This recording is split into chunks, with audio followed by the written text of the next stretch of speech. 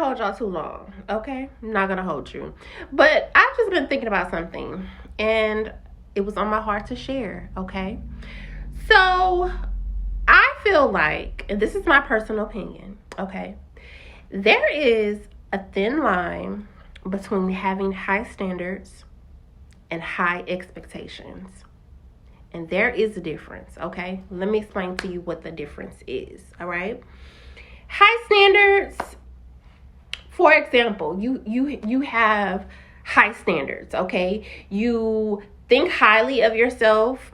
You're not going to allow anyone to degrade you, disrespect you. These are your standards. Now, when it comes to dating, your standards are you want to be with someone who is a provider, who is a protector, okay? Maybe someone who is even good looking, someone who's a gentleman. Those are your standards. Nothing wrong with that. Nobody can tell you what your standards are. But this is what I think the issue is. When you have high expectations and your expectations don't get met, and then you become bitter. Let me give you an example. Someone with high expectations, okay, you know your standards. But let's say that you meet somebody and let's say your standards are you want someone who is financially well off, someone who is a gentleman, provider, and y'all go on a first date or you get asked out, okay? And he may offer to take you out for a drink, okay? Or maybe even some coffee. Now, he meets all the qualifications. He's a gentleman. He's outgoing. He's, you already did your research, so you know he's financially astute. He just checks off the characteristics that you're looking for. But instead of him inviting you out to this elaborate, expensive Michelin star restaurant, he invited you out for drinks. So what a lot of women will do is they would, what? Drinks, coffee, X amount. And then they'll be disappointed and say, oh, red flag, he's a dusty, red flag, not giving the man any type of grace.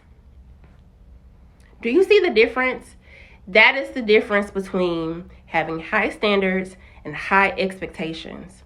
Sometimes you have to give people grace because people aren't perfect and they may not do things that you have already set in your head of what it should look like.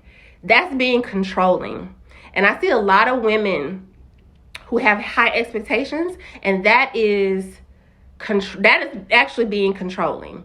Again, it's one thing to have high standards, but it's another thing to have high expectations. When you have high expectations of someone else, okay, you can't control other people. People aren't perfect, just like you aren't perfect, okay? Would you want someone to just automatically X you off their list because of they didn't do something exactly how you thought they should do it?